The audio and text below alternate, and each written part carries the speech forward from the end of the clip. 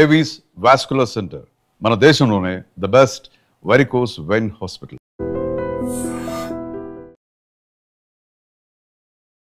ఒక డ్రైవర్ నిర్లక్ష్యం, అతి వేగం 5గురు ప్రాణాలను బలి తీసుకుంది. ఇప్పటికే మనం చూస్తున్నాం ఘోరమైన దుర్ఘటనలు, రోడ్డు ప్రమాదాలు. అతి వేగంగా దూసుకు వెళ్తూ వాహనాలు ఎలా పల్టీ కొడుతున్నాయో, మరొక వాహనాలపైకి ఎలా దూసుకు వెళ్తున్నాయో. సో అనవసరంగా అందులో ఉన్నటువంటి ప్రయాణిస్తున్నటువంటి అమాయకుల ప్రాణాలు పోతున్నాయి.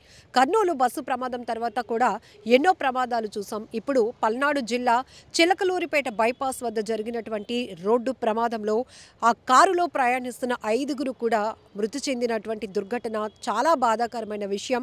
ఇక్కడ గుంటూరు నుంచి ఒంగోలు వైపు వెళ్తున్నటువంటి కారు కంటైనర్ను ఢీకొట్టింది. అది ఫుల్గా ట్రాక్టర్ లోడ్తో ఉన్నటువంటి container exactly Palnadu Chilakaluripet bypass దగ్గరకు వచ్చేటప్పటికి ఆ కంటైనర్ను అతి వేగంగా దూసుకొస్తున్న ఈ కారు బలంగా ఢీకొట్టడం వల్ల పూర్తిగా కారు అయితే నుజ్జునుజ్జైంది. ఇంక అందులో ప్రయాణిస్తున్న వారు 6గురు అయితే అప్పటికే 5గురు మృత్యువాత పడినటువంటి దారుణాతి దారుణమైన ఘటన. మరొకరు గుంటూరు జీజీహెచ్లో ఇప్పుడు అత్యవసరమైనటువంటి చికిత్సలో ఉన్నారు. కానీ ఎంత బాధాకరమైన ఘటనలు అంటే, రోడ్డు ప్రమాదం జరుగుతుందంటే చాలు గుండెలు గుబేలుమంటున్నాయి, ఒళ్ళు వణుకు పుడుతోంది. ఎందుకంటే ఎప్పుడు ఎటు నుంచి ఏ వాహనం ఎలా దూసుకొస్తుందో తెలియదు. ఎందుకు అంటే ఖచ్చితంగా చెప్పొచ్చు, అతి వేగం, నిర్లక్ష్యం, అర్జెంటుగా వెళ్ళిపోవాలనే కానీ వాళ్ళ ప్రాణాలకు ఏదైనా అవుతాయా?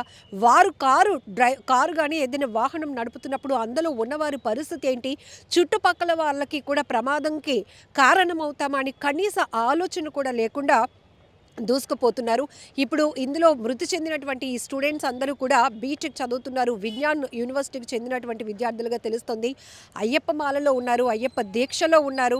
అయ్యో అయ్యప్ప, ఇంత ఘోరమా, అయ్యో దేవుడా, ఇంత ఘోరం జరిగిపోయిందా అంటూ అందరూ కూడా తీవ్రంగా కన్నీటి పర్యంతమవుతున్నటువంటి పరిస్థితి ఉంది. ఎందుకంటే ఎవరో ఒకరి నిర్లక్ష్యమే కానీ ఎంతమంది ప్రాణాలను బలి తీసుకుందో ఇక్కడ అర్థమవుతోంది. ఆ డ్రైవర్కి మరి అంత అర్జెంట్ ఏమొచ్చిందో తెలియదు కానీ అతి వేగంగా దూసుకుపోయే వాయు వేగంతో కారును పోనిస్తున్నాడు.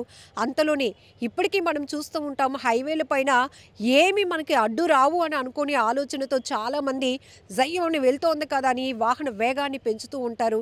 కనీసం కంట్రోల్ ఉండదు. ఒకవేళ ఏదైనా సడన్గా అడ్డుగా వచ్చినా కూడా దాన్ని కంట్రోల్ చేసే పరిస్థితి ఉండదు అని తెలిసి కూడా అతి వేగంగా పోనిచ్చి ఇలా ప్రమాదాలకు కారణమవుతున్నారు. అందులో అయ్యప్ప దీక్షలో 3 ఉన్నారు. ఇంకొకరు గోవిందమాలలో ఉన్నట్టు కూడా తెలుస్తోంది. కానీ ఆ దీక్షలోనే, ఆ మాలలోనే వారు అలా కన్నుమూయటం, అందులోనూ వారు అయ్యప్ప భజనకు వెళ్తున్నారట. సో అక్కడ అంత అర్జెంట్ పని కూడా ఏమీ ఉండదు, కొంచెం నెమ్మదిగానైనా వెళ్ళొచ్చు.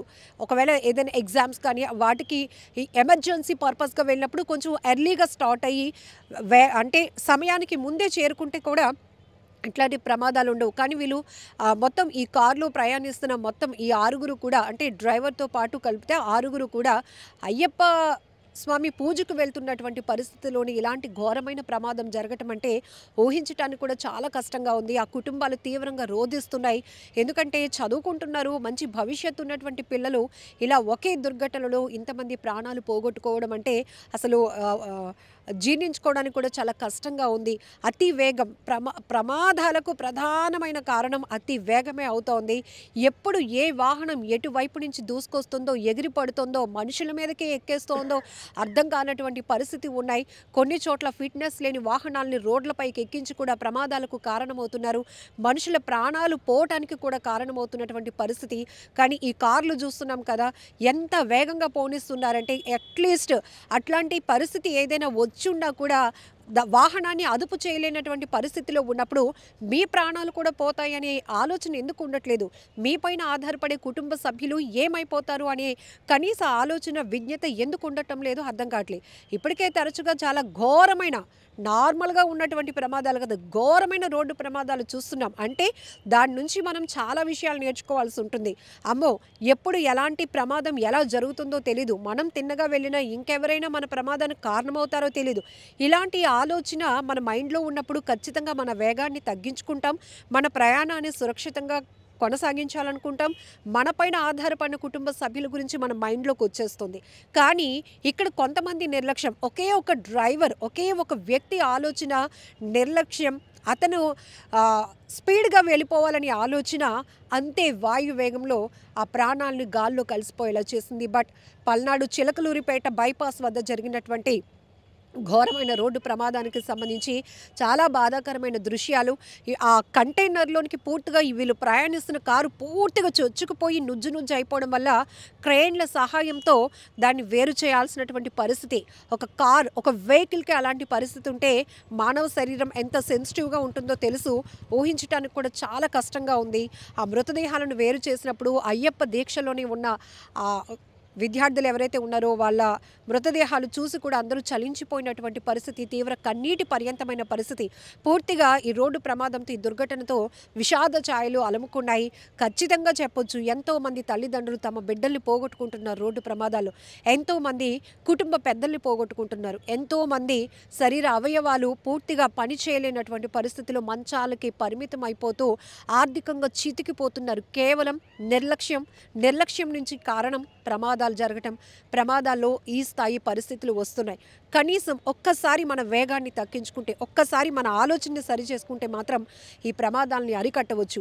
ఇక్కడ కంటైనర్ అనేది ఒక్కొక్క అనాలిసిస్ వస్తుంది. అప్పటికే ఒక కారు వాళ్ళని ఓవర్టేక్ చేస్తోంది ఆ కంటైనర్ని. అది సడన్గా కంటైనర్ ముందుకు వెళ్ళటం వల్ల ఈ కంటైనర్ కాస్త స్లో అయిందని, ఇప్పుడు ఈ బీటెక్ విద్యార్థులు అయ్యప్ప మాల్లో వీరున్నారు, వీళ్ళు ప్రయాణిస్తున్న కారు వెళ్ళి అంతే వేగంగా అప్పటికే అది వెళ్తున్నటువంటి కారు కంటైనర్ను ఢీకొందని, మరొక వైపు ఆర్టీఓ అధికారులు ఎవరో ఈ కంటైనర్ని సంబంధించినటువంటి వాహన తనిఖీలు జరుగుతూ ఉండగా కంటైనర్ స్లో అయింది, అందుకే ఈ ప్రమాదం జరిగిందని. బట్ ఇక్కడ ప్రమాదానికి గురైన కారు గురించే కాదు, రోడ్డు పైన ఒకే వేగంతో ప్రయాణిస్తూ కారణాలు ఏవైనా కావచ్చు, సడన్గా వాళ్ళు ఆ కార్ని కానీ ఆ వాహనాన్ని ఆపేటప్పుడు వెనక నుంచి కూడా ముందు వాహనాన్ని ఫాలో అవుతూ డ్రైవింగ్ చేసేవాళ్ళు మనకి రోడ్లపైన కనపడుతూ ఉంటారు. ఇక్కడ ఒకరు ఆగితే ఆ వెనకాతలు వచ్చేవారు కూడా ఆ వేగాన్ని కంట్రోల్ చేసుకోలేక అక్కడ ఆగుతారు, ప్రమాదాలకు కారణమవుతున్నాయి. ఇలాంటి పరిస్థితులు ఉన్న నేపథ్యంలో ఖచ్చితంగా మనందరం ట్రాఫిక్ రూల్స్ పాటించాల్సిందే. పోలీస్ వ్యవస్థ కూడా ఇట్లాంటి వేగంగా వాహనాలు నడుపుతూ ట్రేస్ అవుట్ అయిన కేసుల్లో వీళ్ళు ఓవర్ స్పీడ్ ఉంది అంటే కనుక వాళ్ళకి కొద్దిగా ఛాన్స్ ఇవ్వాలి. 2-3 ఛాన్సులు ఇచ్చి ఇక మూడోసారి వాళ్ళ డ్రైవింగ్ లైసెన్స్ లాంటివి రద్దు చేస్తే కానీ వాళ్ళ వేగాన్ని తగ్గించుకోలేరు. వాళ్ళ వేగం తగ్గకపోతే మాత్రం ప్రమాదాలు కూడా ఆగవు. ఇట్లాంటి మీ దగ్గర ఉన్నటువంటి వాల్యుబుల్ సజెషన్స్ కూడా కామెంట్ బాక్స్లో మెన్షన్ చేయండి. ఇప్పటికే ఘోరమైన ప్రమాదాలను మనం చూస్తున్నాం. ఇది పోలీసు వ్యవస్థ పైన, ప్రభుత్వాలపైన ఎంత బాధ్యత ఉందో వ్యక్తిగతంగా కూడా ప్రతి ఒక్కరూ సెల్ఫ్ కేర్ తీసుకోవాల్సినటువంటి అవసరం కూడా ఉంది. ఇప్పటికే మనం కొన్ని రీల్స్లో చూస్తాం, మీరు ప్రయాణిస్తున్న స్టీరింగ్ ఏదైతే మీరు వాహనం నడపడానికి ఉపయోగించే స్టీరింగ్ పైన అట్లీస్ట్ మీకు నచ్చిన వాళ్ళ పిక్, ఆ ఫోటో పెట్టుకోండి. వాళ్ళ గురించి వాళ్ళని మీరు మైండ్లో పెట్టుకోనైనా మీ వేగాన్ని తగ్గించుకుంటారు, నిర్లక్ష్యాన్ని వదిలేస్తారు అంటూ కూడా కొంతమంది వాల్యుబుల్ సజెషన్స్ ఇస్తున్నారు.